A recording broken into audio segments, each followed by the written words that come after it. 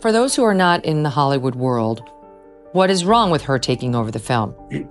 I've never seen it before in my 30-plus year career in Hollywood.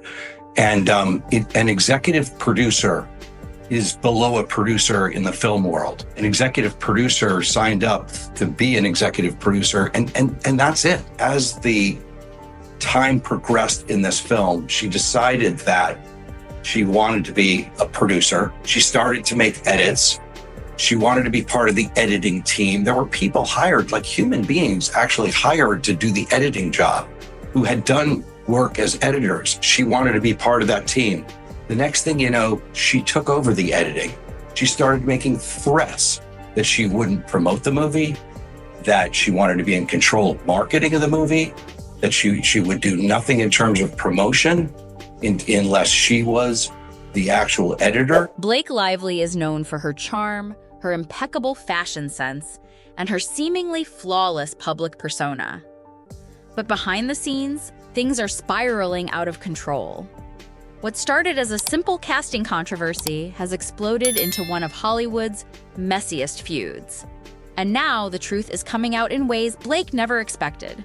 Megyn Kelly just dropped bombshell receipts that completely flipped the script on Blake's carefully crafted story. And the fallout is getting worse by the day. One of the key allegations in her complaint against Justin Baldoni was as follows, okay, from paragraph 48 of her complaint. She writes, on another occasion, Mr. Baldoni and Ms. Lively were filming a slow dance scene for a montage in which no sound was recorded. Mr. Baldoni chose to let the camera roll and have them perform the scene, but did not act in character as Ryle. Instead, he spoke to Ms. Lively out of character as himself. At one point, he leaned forward and slowly dragged his lips from her ear and down her neck as he said, "It smells so good." None of this was remotely in character or based on any dialogue in the script, and nothing needed to be said because, again, there was no sound. Mr. Baldoni was caressing Ms. Lively with his mouth in a way that had nothing to do with their roles. When Ms. Lively later objected to this behavior, Mr. Baldoni's response was, "I'm not even attracted to you." Well, guess what? TMZ has gotten its hands on that video, and you can hear Blake Lively and Justin Baldoni interacting as themselves, knowing that this is all on video and that this is going to be used to create this dance scene. And no such moment is shown. Just watch it. Watch it.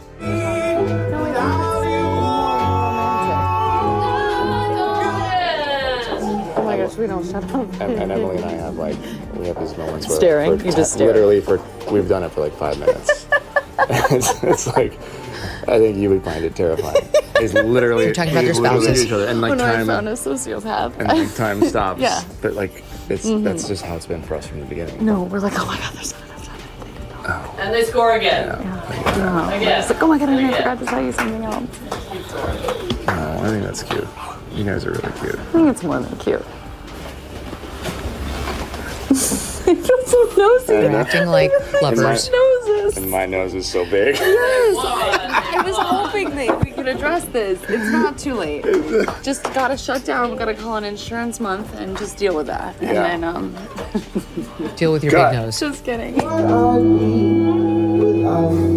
Okay, there. Okay, so he puts his like head in her neck. I'm not getting beard on you today. And says, "Am I getting beard on you?" It smells good. Well, it's not that. It's my body makeup. Right, and then says, "Smells good," and she says, "It's my body makeup." That's her big harassment moment. They are playfully acting for the camera, trying to make it look like two lovers, two people in a relationship, are dancing with one another. From behind-the-scenes manipulation to major contradictions in her own statements, the narrative Blake tried to control is slipping through her fingers.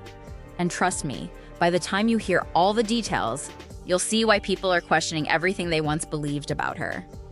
For months, Blake Lively has been at the center of an ongoing controversy surrounding It Ends With Us, the highly anticipated film adaptation of Colleen Hoover's best-selling novel. Fans were initially excited to see Blake take on the lead role, but things quickly turned sour when reports surfaced that she was butting heads with her co-star and director, Justin Baldoni. At first, it seemed like a simple creative dispute. Blake wanted more control over the film, and Justin, who was both starring in and directing the project, wasn't willing to hand it over. But then, the situation escalated in a way no one saw coming. Blake went public with serious allegations, claiming that Justin had crossed major boundaries on set and even contributed to an unsafe work environment. The media exploded. Social media was filled with support for Blake. After all, she's Hollywood royalty. Why wouldn't people believe her? But then, everything changed. Megyn Kelly, never one to shy away from controversy, got involved. And what did she uncover? Well, it completely flipped the entire situation upside down. Through leaked text messages, emails, and new eyewitness accounts, it became clear that Blake might not be the victim she was portraying herself as. Here is a text exchange between Blake Lively and Justin Baldoni during the filming of It Ends With Us. Hey Blake, did you rewrite Lily's lines for today's scene? Oh yeah, nothing big though, just a few changes that I think better portray Lily's thoughts. That's cool, I don't mind, I trust you. Could you just let me know next time in advance? I want as much of a woman's perspective as possible. So do your thing, I just want to be kept in the loop. So Ryle is reacting to the right lines when we film. Gotcha. Don't worry, you're still the director. No need to snap at me.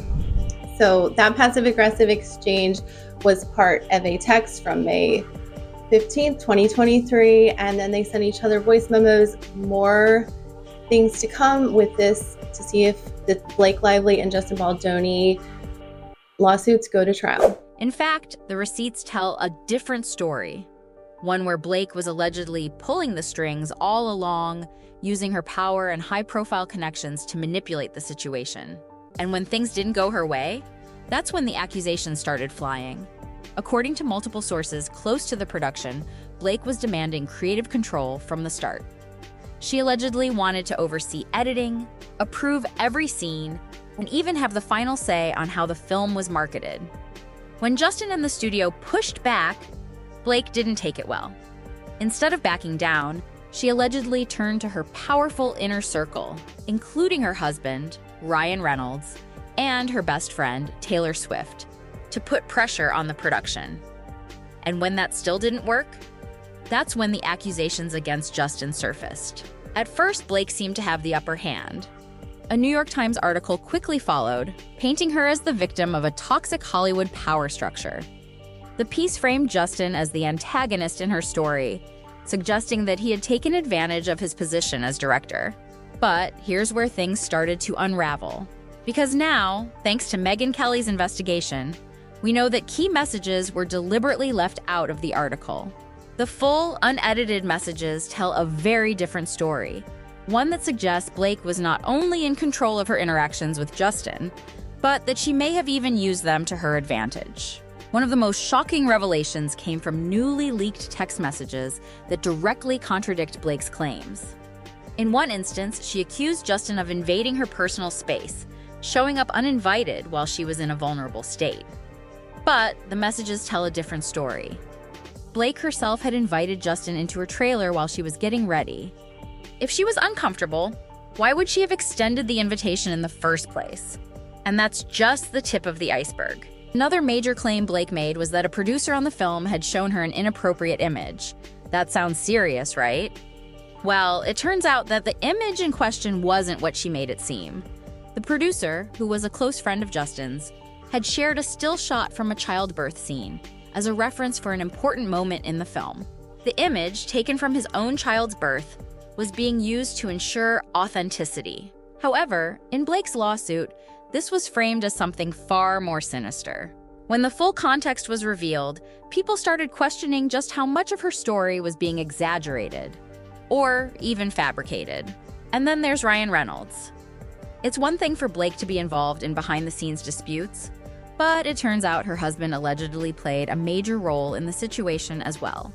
According to leaked messages, Ryan summoned Justin to their New York penthouse for a private meeting. And it wasn't just a casual conversation.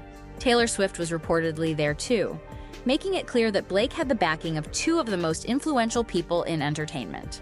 During the meeting, Ryan and Taylor allegedly pressed Justin about the direction of the film, making it clear that they were on Blake's side. And in what might be one of the cringiest power moves in Hollywood history, Blake later sent Justin a text comparing herself to the Game of Thrones character Daenerys Targaryen, calling herself Khaleesi and referring to Ryan and Taylor as her dragons. The message was clear. She had the power, and she wasn't afraid to use it. But Blake may not have thought this one through. Because if she really was trying to follow the same playbook as past Hollywood controversies, she might have forgotten one key detail. Things didn't exactly end well for Daenerys. As more inconsistencies in Blake's claims come to light, her strategy seems to be shifting. Reports suggest that she's now trying to silence Justin and Megyn Kelly's legal team by pushing for a gag order, preventing them from releasing any more text messages, emails, or behind-the-scenes footage. But here's the problem. Blake was the one who went public first. She was the one who made sure her New York Times story got out. And now that Justin is fighting back, she suddenly wants to shut the whole thing down. The hypocrisy is glaring, and fans are taking notice. One of the biggest breaking points in this case is the claim about intimacy coordination. Blake insisted that there was no intimacy coordinator on set, implying that Justin had pushed for unscripted physical interactions. But once again, her own words have come back to haunt her. In a resurfaced interview, Blake herself confirmed that there was an intimacy coordinator. So why would she later claim otherwise? The contradictions are piling up. And with each new revelation, it's becoming harder for her to maintain her original narrative. Now, the real question is, what happens next? Will Blake continue to double down, or will she quietly step away before more receipts drop? And what about Justin? Will he take legal action to clear his name? One thing's for sure, this isn't over. Hollywood has seen its fair share of public meltdowns, but this one is playing out in a way that could have lasting consequences for everyone involved. So, what do you think? Has Blake been exposed for playing a strategic game? Or is she really the victim in all of this?